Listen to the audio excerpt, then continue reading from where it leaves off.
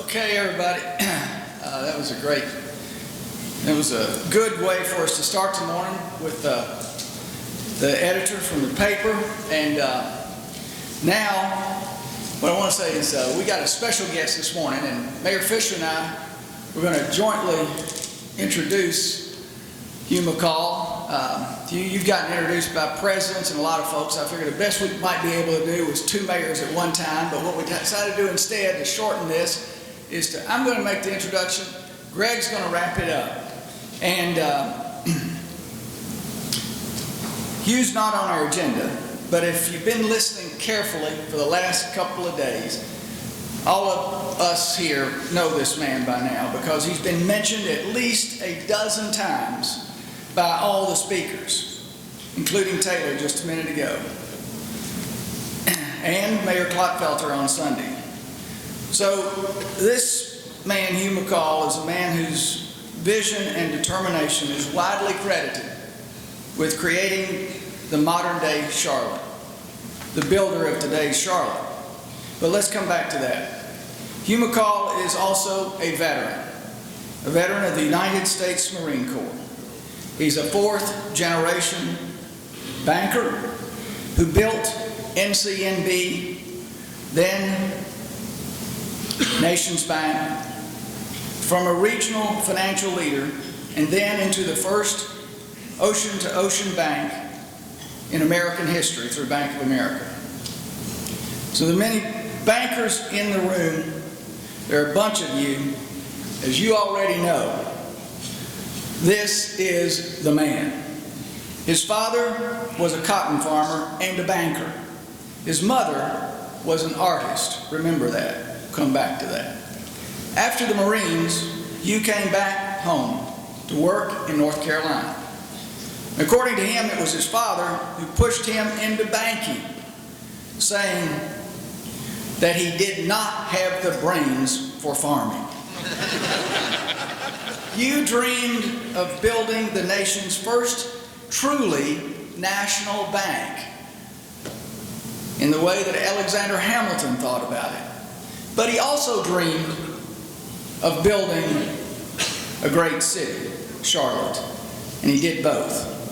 Yesterday I got to visit one of the many cultural treasures that Hugh and his wife Jane have sprinkled around Charlotte, the McColl Center for the Visual Arts, an artist in residence program where today artist studios and a gallery occupy an early 20th century church building that 15 years ago was burned and abandoned just a few blocks away from here.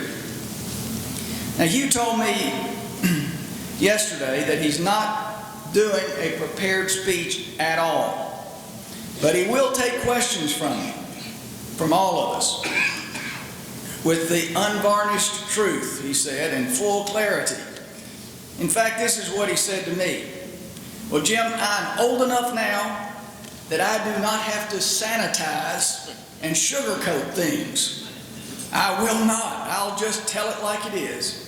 So please join us in welcoming a real legend, a true force of nature.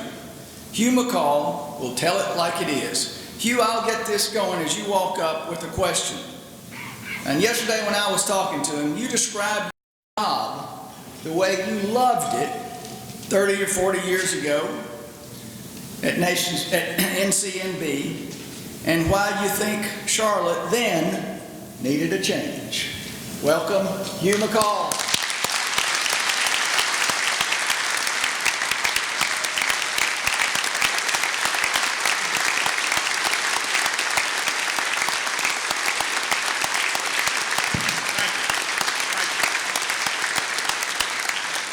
Maybe I should leave. No, thank you very much. Was that a question you asked me? No. I think what I said was, first let me say that the reason I have no prepared remarks because I didn't plan on being here. Normally at this time of day I'm drinking coffee and reading the newspaper and getting ready to go to walk. But I found that I had this opportunity to visit with you all, and I'm glad to do that. I will answer any question because I have an opinion about everything unencumbered by facts, and I'm glad to share it with you. So anyway, when I first came here in 1959, this was really one of the dullest places that you can imagine. And it's very hard to be a Marine and having been overseas for 2 years and into every seaport in the world and, you know, having a good time and come to I would say it was this town was really a Presbyterian town. It wasn't a Baptist town, but it was a Presbyterian town. And it was really a very dreary place. It was boring, and the only thing it had going for it was that I had a job here. And so, and a wife and a baby on the way, so I had to stay. Very shortly after that, I started traveling for my bank, and I had the benefit of getting to see a lot of great cities over time. First, let's say, starting with San Francisco, which I thought at the time was a really exciting city, and then Hong Kong and London. And I decided, hey, we got to change this place. And so then I spent the rest of my life trying to change it. And I had a practical reason for doing it. I wanted to build, eventually, when I became president, I wanted to build a great company, and I knew I had to have great people if I was going to do that. And I wanted experienced and talented people. I was going to have to go and attract people from London and from New York and from San Francisco and from South Africa in different places to come here and help us run this place. And so we needed a city that would attract people. Also on the way, I had the benefit of, as we acquired companies across the country, I had the benefit of seeing a lot of bad cities. And I learned that just because you had money didn't mean that you knew what you were doing. In other words, that people made a lot of mistakes, and architectural mistakes, they made development mistakes, they made all kinds of mistakes. And so our goal was to not make those mistakes, although we have made a lot of them. So anyway, having come here now 55 years ago, I came in 1959, and it's changed a lot. In fact, we've gained about 800,000 residents since then, maybe almost 900,000. So it's grown a lot, and it's changed a lot. But what they used to say about Charlotte back in the 50s and early 60s was the number one thing we could say about it was it's a great place to raise a family. And today, if you ask any Charlottean, what's the greatest thing about Charlotte, we'd say it's a great place to raise a family. And I've got grandchildren living here, and my children have raised a family here, and it's still a very great place to live and to raise a family, great place to work. Now, I've exhausted myself on all that, so why don't we start with talking about what y'all want to talk about? Yes, ma'am.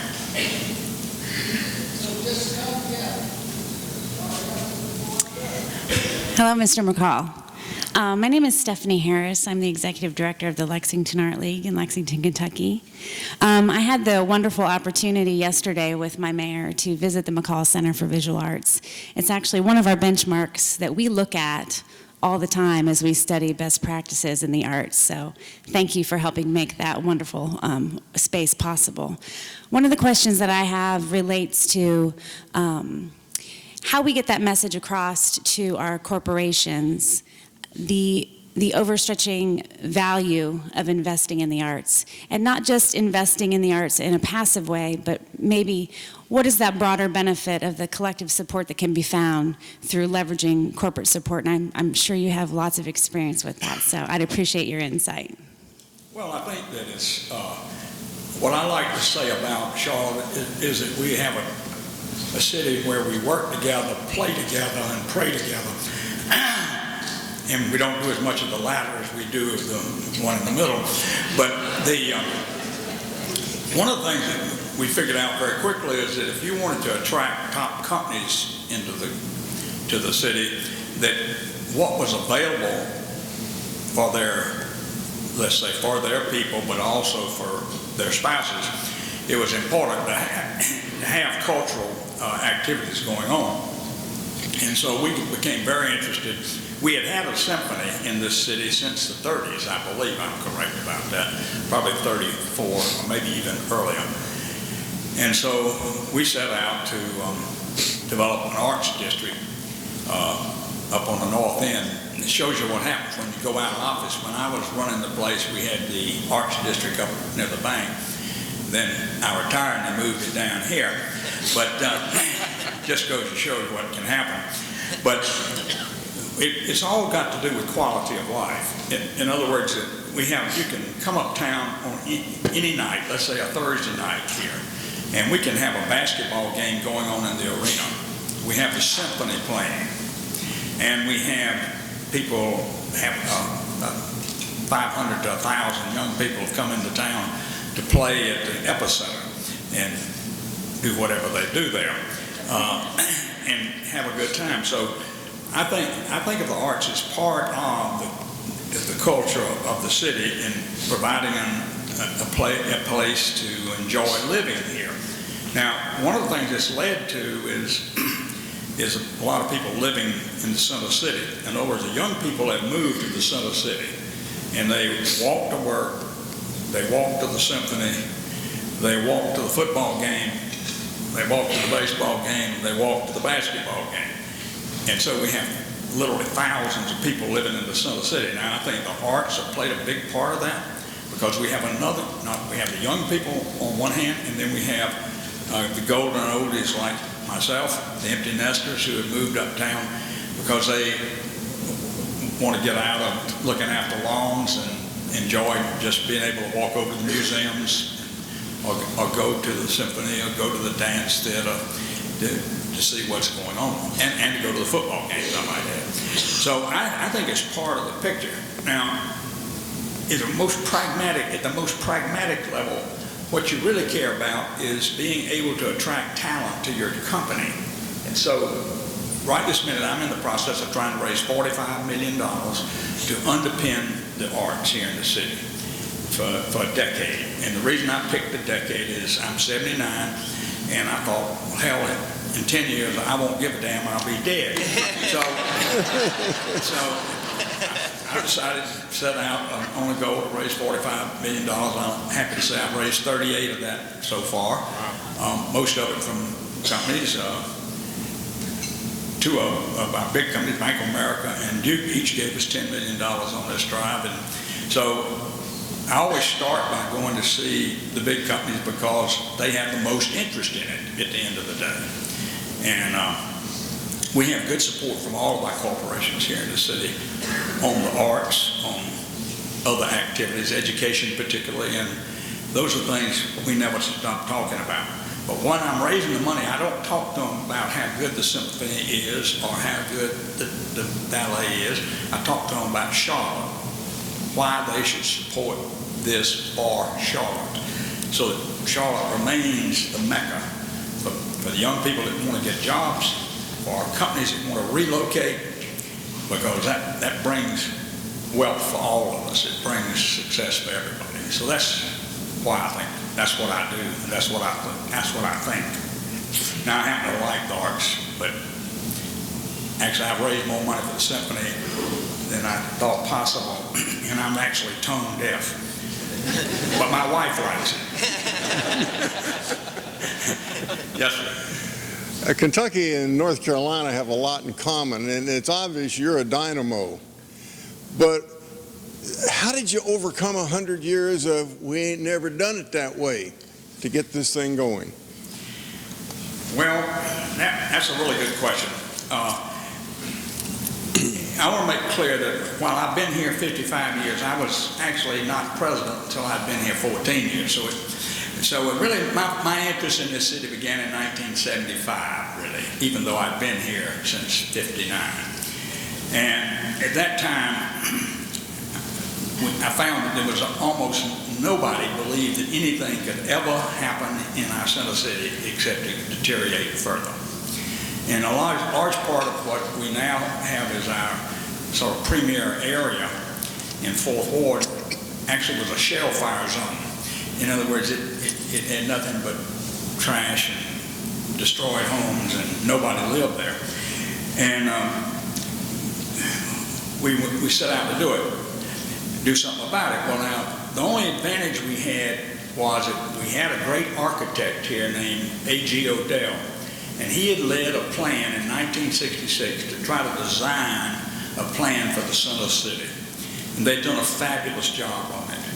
We're very blessed here that we have a belt loop that goes around the city, so we have a clearly defined central business district. And so we had a plan. We began with a plan. And if I didn't say anything else to you, if you don't have a plan, you're not going to get there. There's no there if you don't know where it is you're going. And so we had a plan. We had, for every person that believed in the plan, which was two, which was Harvey Gann and me. And Harvey happened to be mayor. He happened to be an architect. He happened to have 2 advanced degrees in urban planning, and he happened to be tough. And so we set out to change the city, and it worked. Now, I can't tell you how many people thought we were nuts and worse.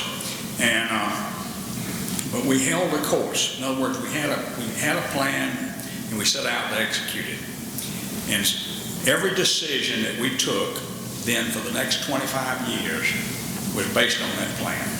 In other words, and we had an advantage going on. We had 2 banks that were growing very rapidly, First Union National Bank and NCNB. And there's nothing like money to make things happen.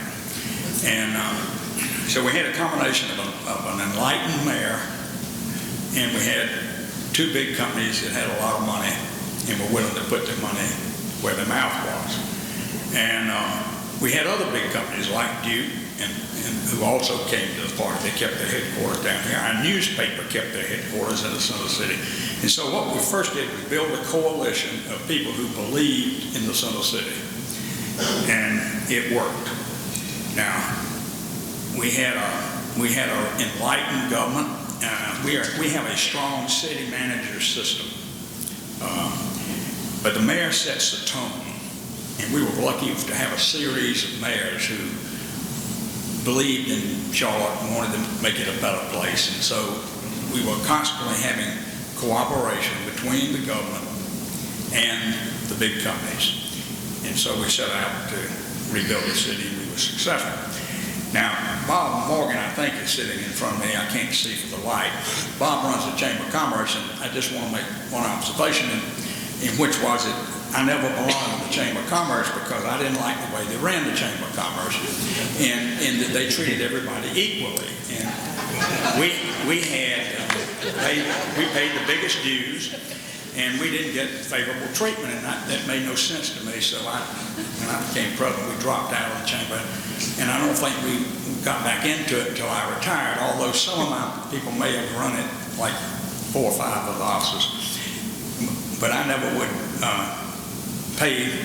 swear I could be just equal with everybody. I didn't like that. And so I want to make that point. Anyhow, I don't mean a long-winded answer. We fought our way through 100 doubting Thomases. But what we could do, and this is what I say to all of y'all, as you try to do things, the city has to make money out of it. In other words, you cannot ask the elected officials to give you money if you're not going to give them a profit. And that profit has to come in the form of taxes going up. In other words, like where we have this 66-story, $350 million cost building sitting up on the square, the Bank of America building, used to be a drugstore. And the difference in the taxes is staggering. Because we've got 1 million feet where we used to have 6,000 feet of space. And so as we built the city, we raised the tax base. And the city, every dollar the city put into the streets, because they had to work on utilities, they had to work on this, they had to work on that. All that money came back to the city 10 times over. And we don't have time to talk about it, but if we talked about building the rail, I mean, the phenomenal payback on the rail is staggering. And yet we have people who still think it was a bad idea. So you never get rid of those damn people. But I had written down 3 words, and I was having lunch by myself, and I wrote this down. I said, the thing you have to do with those people is either bypass them, ignore them, or crush them. And this is, I've really tried the first 2 and then found the third one worked bad.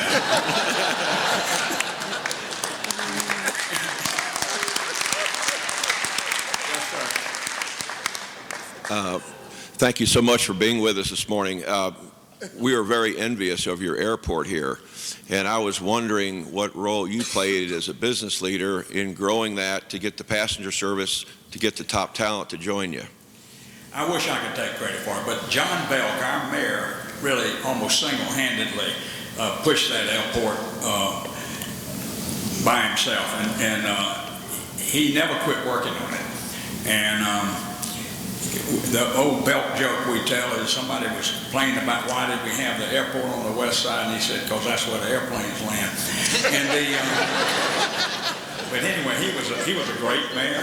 He was a mayor that came before Harvey Gann, and he's really the mayor that started the push towards the square.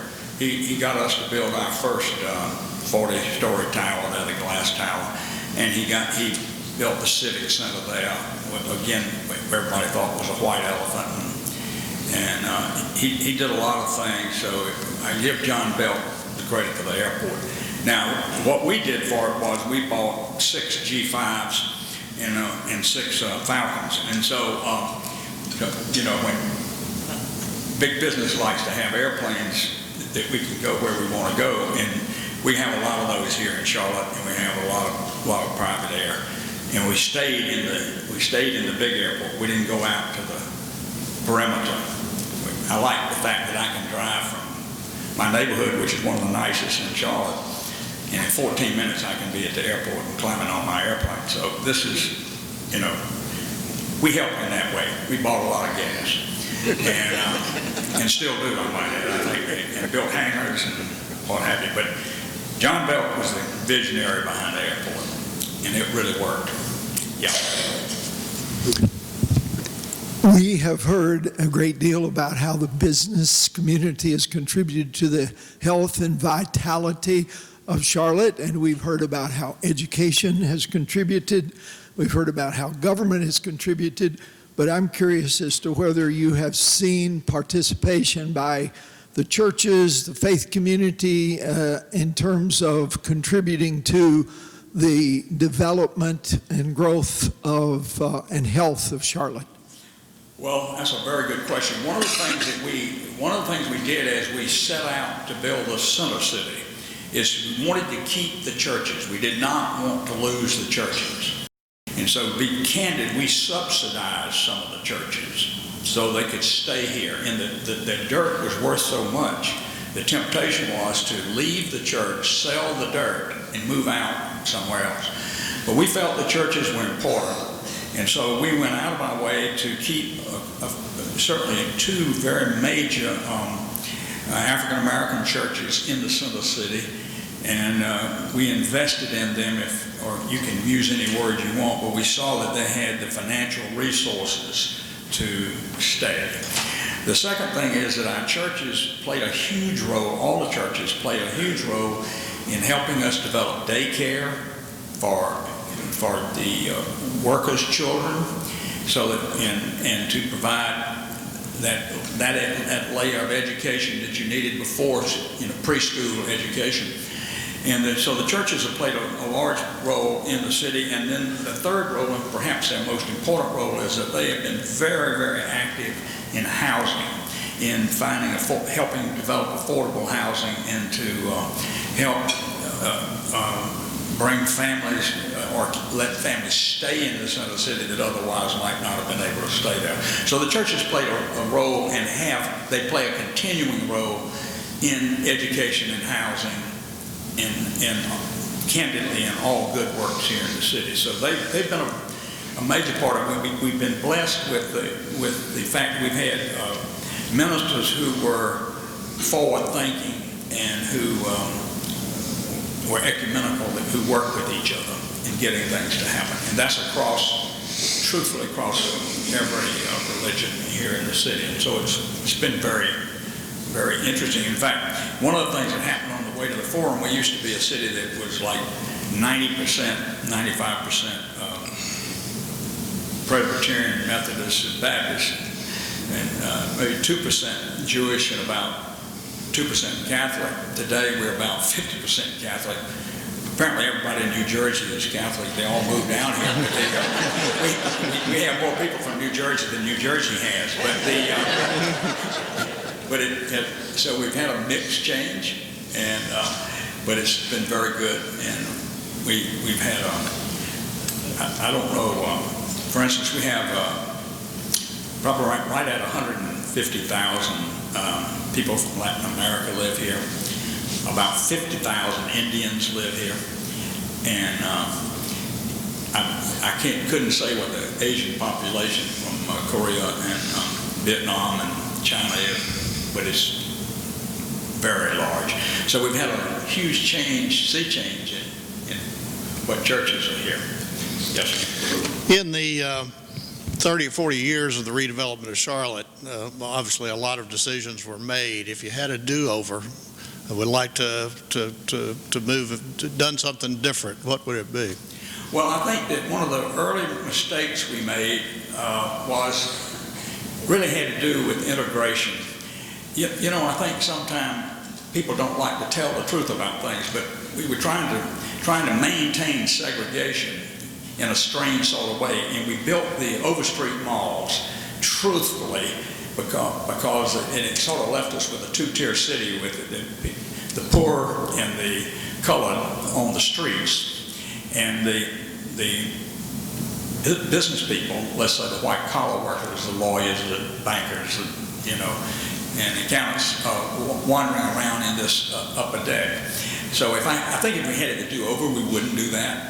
I might add that was done before I really had anything to do with anything, because the street life is what really makes a city great. It's not walking around in air-conditioned walkways. And I think we got that out of a visit like the one you're having today. That is, if we went to Minneapolis and somebody fell in love with their system, the only difference was, it ain't 4 below zero down here. It's like, so anyway, that was a mistake. And then we compounded the mistake because of doing that, we were not aware of the city, we didn't open up our buildings to the street. Our buildings turned it back on the streets, in effect. And we got rid of that. So, for instance, even some of the buildings that we built, right there at the square, we had a building there that had a nice looking glass wall, but you couldn't go in there. And so that building got bought by Cousins Properties, and they changed it, they opened it up, and now we have retail at all the way down the street. So those were some mistakes that were made early and that we wish we hadn't made. And it took us time to correct them. But we learned about that. I think that one of the things I'd like to say to both cities about one of the biggest errors I ever saw made is that as I went to Florida and went to Texas, we expanded our bank first into Florida and then into Texas. And what I saw was a hodgepodge of development. In other words, you could see a filling station next to a 45-story building. And people the developers drove all the development was driven by the developers themselves. And there was no plan, and there was no concentration of investment. Now, Lexington and Louisville are a lot like Charlotte in size-wise. And to be candid, if you really look at Charlotte, and I guess if you went on Google Earth and looked down at the center city, it's really just 2 streets, linear streets. But what we've done is concentrate our development inside this bed. We've concentrated development.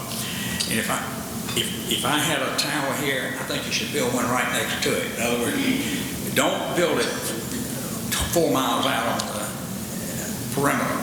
The second thing I'd say is that the city government has to be committed to having all of its services equidistant for all of its users. And so that's why we have a city-county office building in the center of the city. In other words, that wasn't an accident. That was a plan, because it isn't the cheapest place to have the offices. It's not the cheapest. And so if you let money drive the decision, you'll get a bad decision. You have to decide, we're going to have a center city, and then you have to build around it. And I like to liken it to a rock in the pond. You drop that rock in the pond and the rings go out in concentric circles. But you need to build the first circle and stay with it. You gotta be committed to it. You gotta stay with it, and never veer away from that. And so while we have 6 urban nodes here in the city now, the facts are the one that really matters is this that we're sitting in. And that drives the image of our city, it drives the business of our city, and that's what I would urge y'all to do. I didn't mean to digress from the question, but it's part of the message I think that you have to have. You have to be committed, and you have to stay with it. So, you have a question? Yes. My name is Jake Ingram. I'm the student body president at the University of Kentucky. I tried to find you on Twitter so I could get some of these great quotes out there, but I didn't have much luck. So I just created a hashtag for you so we can get it all out there.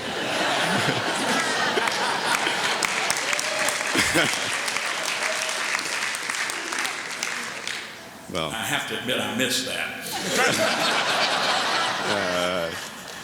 You can ask somebody about it afterwards. Yeah. Well, I am about to graduate from UK next year, and I've heard over and over that I'll be entering a workforce that will have to create or reinvent my job multiple times in my career. And so I'm curious to hear what your perspective is, what your thoughts are in terms of what is the future of the next generation, my generation of Americans? Well, I think the first thing that, let me say, I've got one college graduate. I've got 16 kids in private school. I've got one at Virginia, one going to Harvard next year. I got one graduating from Chapel Hill, and we talk about them all the time. What are we going to do? Well, I think the young people are going to do what they've always done. They're going to look and see what the opportunities are, and then go there. And I think that from a point of view of a city, if you don't have an open city, that is with open minds towards new ideas and new lifestyles and whatever, your city will not be successful. There's no way that you will have a successful city if it's not open. And that word means a lot of things, but what it means is open. And so if I was giving advice to the mayors, I'd say have an open city, because otherwise the University of Kentucky graduates come to Charlotte or New York or Atlanta. Not going to Atlanta, they can't get through the traffic, but they you got to be rich to afford the gas down there. But I think the most important thing your generation needs to do is to build on what's already been built. Do not take it for granted. In other words, I don't think that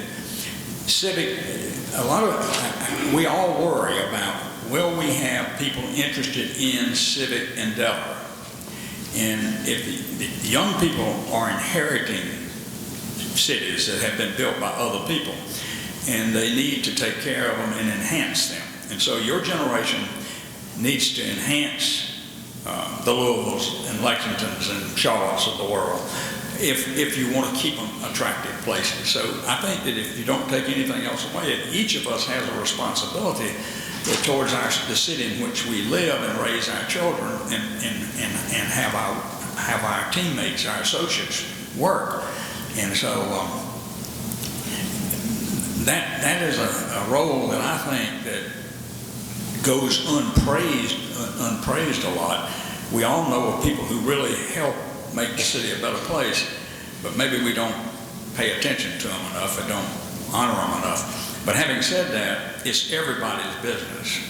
And your generation is going to inherit a lot of problems because we didn't fix them all. And the most important problem we have in the country is still inadequate housing and inadequate education. Those two things are still our one and two issues. Number one issue is education, of course, and number two is a decent place to live. And to me, what I like about Charlotte and what I think every city ought to strive for is social peace. That is, everybody likes each other and gets along with each other. And if you have social peace, then you have a good city. Now that's preaching, and I apologize, but that's what you should do.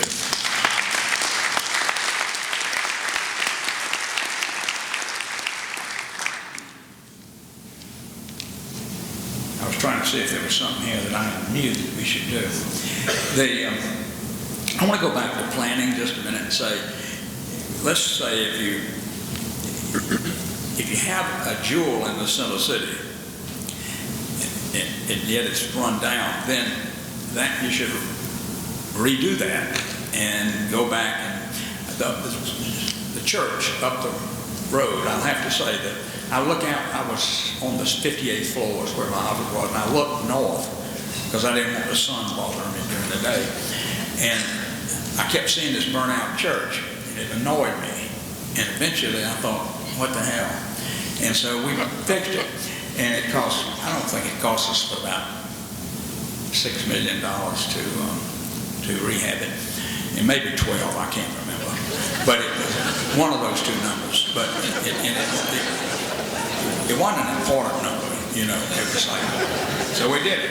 And we're glad to hear somebody praise it because, you know, it's not burnt out anymore. It doesn't look bad anymore. Yes, sir. My name is Neville Blakemore. I'm from Louisville. My question is about your park system. One of our great civic leaders is a man by the name of David Jones, founder of Humana, and he's built the 21st Century Parks, which is a $130 million effort, and it's been extraordinary.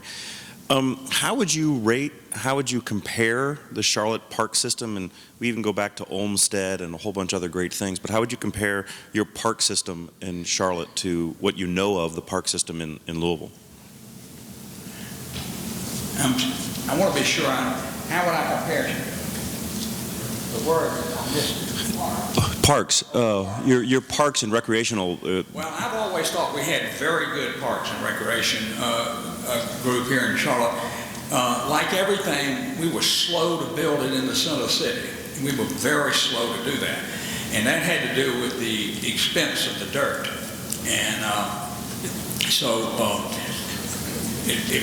the city and the county had planned for the parks, but didn't have the backing for the parks. That is, didn't have the, I would say, the voter pressure for them. And so the rest of the county got a lot better parks than the downtown did for a long time. One of our first parks was the one we did down near the governmental center, and I'm not particularly, I don't think it's ever really been a success. It did not become, it was built not where there were enough people that could make it a success. The park we just built uptown is going to be a success, the Bearden Park. And there's a new one going to be built on the north end, which has been, I might say, in the planning stage for at least 25 years. And it's going to be built up near the University of North Carolina Business School that is downtown, or uptown, whichever you prefer. And so we are building our second park, and we've been slow to do it. And so we can't compare favorably with the cities that got out ahead of us on that. Mm-hmm. Yes, sir. Well, thank you. My name is David Tandy. I'm on the City Council in Louisville, Kentucky. And my district is primarily downtown Louisville. So the question that I have is, I think I understood from some previous speakers that in downtown Charlotte, there was a public housing complex that got redeveloped, or I guess razzed and then was redeveloped. I'm curious as to how you went about doing that, if you were involved with it or if you have knowledge as to how that was done, and could give us insight as to how that was funded and taken care of. Well, I think we've had 2 or 3 different ones, but the one you're talking about, the major one, took place in the early 60s, and it was under some federal program called urban renewal. Now, urban renewal really was urban clearance. They just knocked the damn houses down. And then they made a promise to the people they would rebuild a neighborhood just across the freeway that would give them homes, and the neighborhood would be relocated in effect. That only partially took place. In other words, the commitment was partially fulfilled and then just went out and dropped off and it caused a huge rift in the city among leaders from the African American community and the majority community. And it stayed as a problem for us for a number of years. So that was very poorly executed. And in all candor, I'm sure there's still a gentleman here in Charlotte who fires off weapons at that issue every year to be sure nobody forgets. And he's right, actually. He's right. It was handled badly. I was not a player in those days. That was way before my time. Subsequently, we did some Hope. Is it Hope 6 or Hope 5? Hope 6. We did some, in which we took up on the first ward up here. We took what was a very old village that was assisted living, and we subsidized housing, and we rehabbed it, and the government, our government, insisted that we provide, not push anybody out.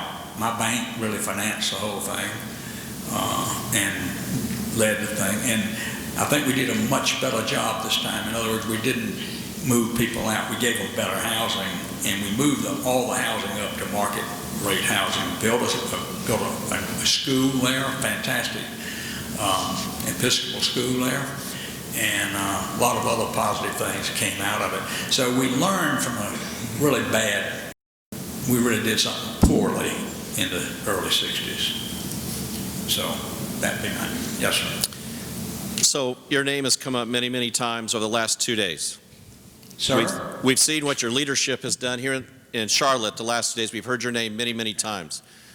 You're named President and CEO of Bank of America today, and you move to Charlotte and you bring your family. Looking forward, how would you assess Charlotte today, its strengths, weaknesses, and what would be those 1 or 2 key things that you would do to take Charlotte to that next level? Well, I think that's an interesting question. I mean, our strengths are we have the skeleton in place. We have the bones in place. I think our weakness is that too many of our citizens take this for granted, and that we somehow think it's somebody else will handle it, you know. And that's the biggest problem you can have is, and I said that when Wachovia got damaged and bought by Wells Fargo, and Bank of America got damaged and apparently taken over by the federal government, who has no record of doing anything well.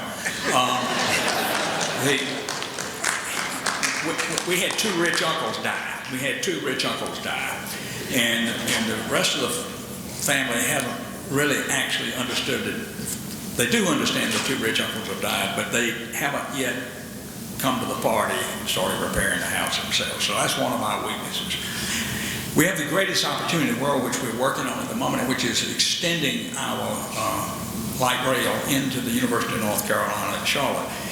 That's one of the greatest misnomers in the world, UNC at Charlotte. It's not at Charlotte. It's up I-77 and I-85. In other words, that university played a huge role through its architectural department in helping design this city.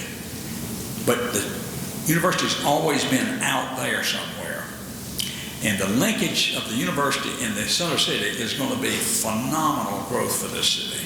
It's going to bring the university the young people downtown. It's going to take the town people out to the football games and basketball games and to lectures. It's going to be an exciting happening, and that's the number one thing that we should be working on.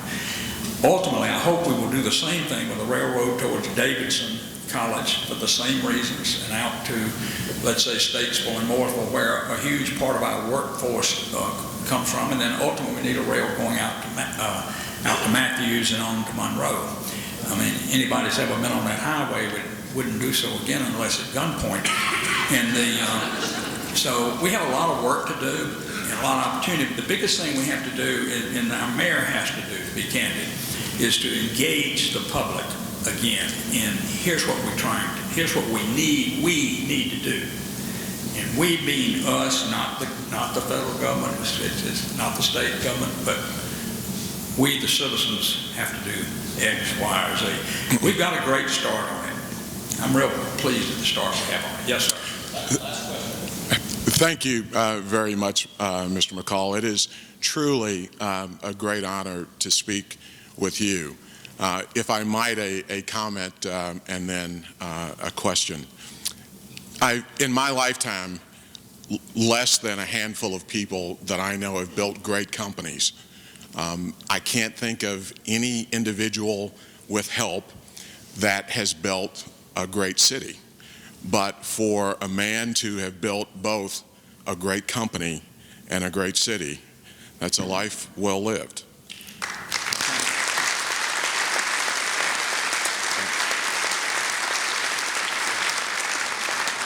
My question to you is, you've spoken about building Charlotte and how important it was to have a sense of place for people to want to locate their companies.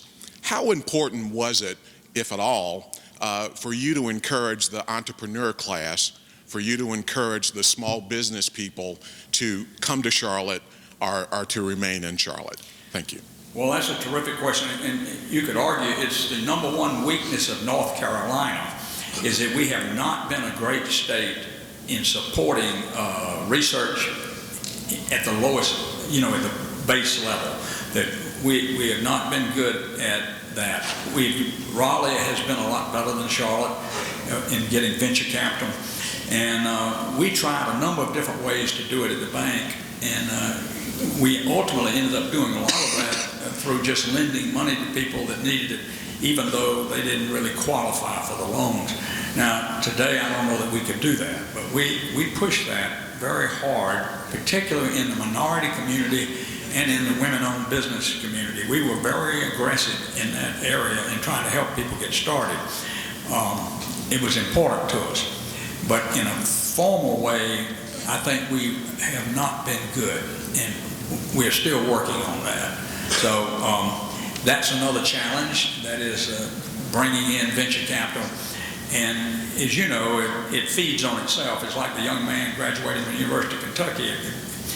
His generation, for us to get them to come here, it's not enough that we have an open city. They have to see that we have capital that will come in and support them in their efforts. And so that's one of that's another job yet to be done. We have a lot of unfinished business. And the beauty of that is you can make good things happen and make a lot of money. So that's, nothing like making a whole lot of money.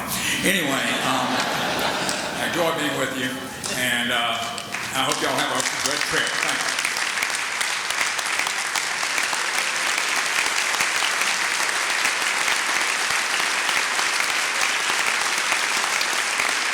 All right. Well, thank you, Mr. McColl. We appreciate your great leadership and emphasis on what's required for us as we think about building our cities out. Obviously, super strong downtown. You see, take care of the downtown. The concentric circles take care of its place. It's about arts development, good architecture. Most of all, good citizens. Thank you for your service as a Marine. And that's something, as you said, a lot of people don't think about their citizenship responsibility. So we really appreciate that. So we want to give you, one of our food groups in Kentucky is bourbon, so we want you to have a little food here this morning. So thank you for being with us. Let's hear it again for Hugh McColl.